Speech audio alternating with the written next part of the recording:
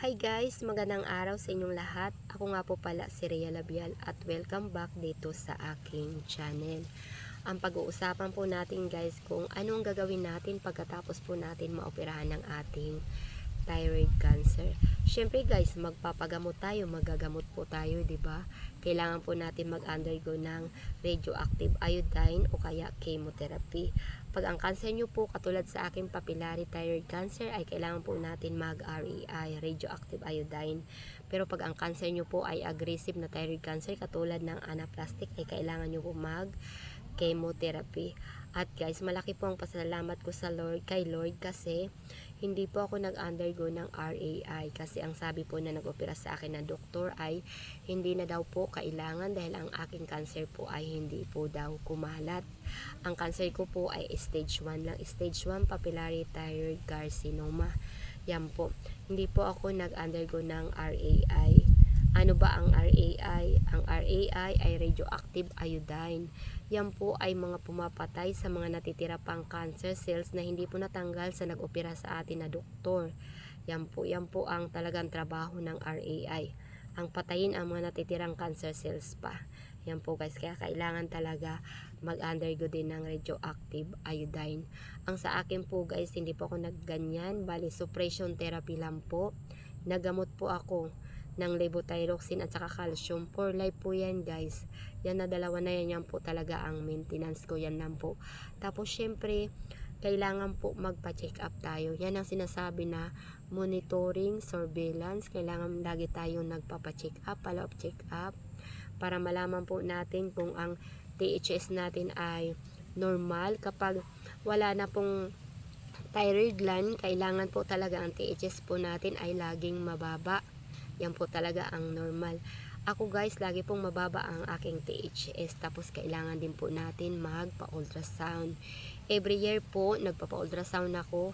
Every year din po, nagpapakuha ako ng thyroglobulin at saka anti-thyroglobulin.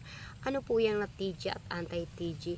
Yan po guys ang nagtuturo sa atin. Yan po ang nagsasabi sa atin kung ang ating cancer ay active pa. Yan po. Siya po ang nagsusuri niyan. Yan na TG, thyroglobulin at anti-thyroglobulin. Yan po.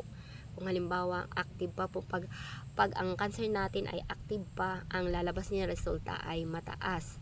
Pag halimbawa hindi active, yung wala ka na dyan, tapos hindi active ang cancer mo, mababa po yan.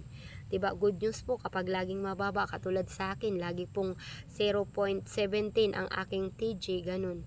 Ang baba-baba, 0.15, 0.5, ganyan lang po. Ang baba. Maganda po yan guys, good news po yan. Pero pag mataas po, ibig sabihin po ang cancer mo po ay bumabalik. Kaya kailangan talaga mag-undergo tayo yan ng mga laboratories na yan na TG, anti-TG, ultrasound, THS, ionized calcium. Sa akin guys, may ionized calcium pa ako kasi bumaba talaga ang calcium po pagkatapos ng opera ko talaga. Siguro natamaan din ng nag-opera sa akin yung ugat na, ewan ko guys kung ugat yan yung nagagawa po ng calcitonin natin ng calcium sa ating katawan, siguro natamaan nila kaya kailangan po mag-take po ko for life ng calcium din po guys. Yan po. Tapos siyempre pinaka importante talaga diyan guys yung disiplina mo sa iyong sarili. Kailangan din talaga ingat ka sa pagkain.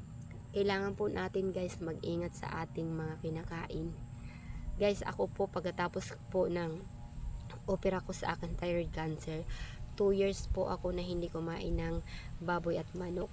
Hindi naman po sinabi sa akin ng doktor ko na wag kang kumain ng baboy at manok. Ako lang po talaga ang nag-diet niyan, nagtanggal sa pagkain ko kasi natakot po ako kasi marami po ako narinig na ang baboy at manok daw ay kontra ng cancer.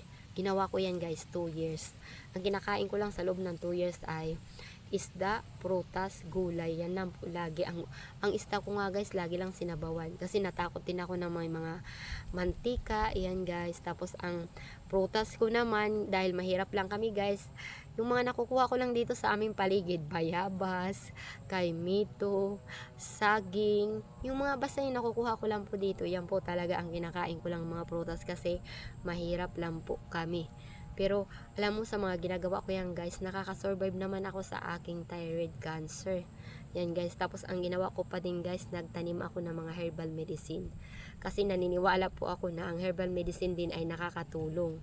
Hindi nga nakakagamot ng direktang nakakagamot sa iyo, kasi kailangan din natin talaga ang medicine talaga na gamot. Yung mga medisina talaga na gamot, hindi. Pero ang herbal po ay nakakatulong po talaga yan sa atin. Sa akin nakakatulong yan guys, yan po ang ginawa ko. Tapos importante po guys talaga na magpapacheck up tayo lagi. Pag pinabalik po tayo ng ating doktor ay kailangan po natin bumalik.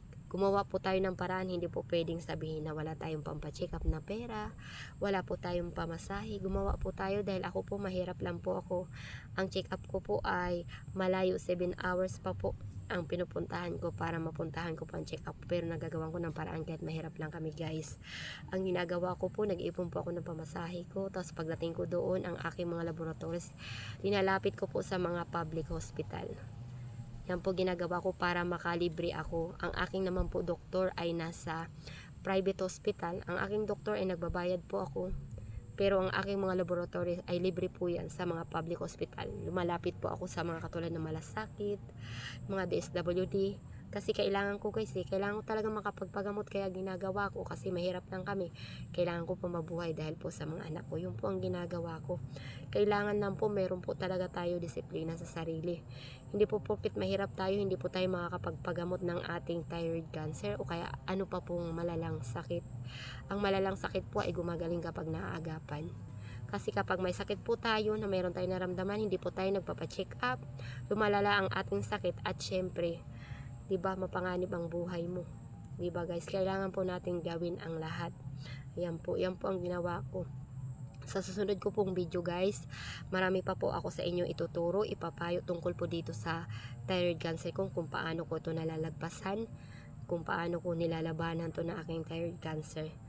Tuturo ko po sa inyo, at kung nagustuhan nyo po ang video ko ay pwede po kayo mag-react, mag-comment, at syempre mag-subscribe po kayo sa akin, kasi marami pa po talaga ako sa inyong ituturo sa inyo kung anong ginagawa ko sa aking thyroid cancer, kung anong ginagawa ko bilang mahirap po lang na tao na wala pong pampagamot pero nakakasurvive po. Yan po guys, thanks for watching po.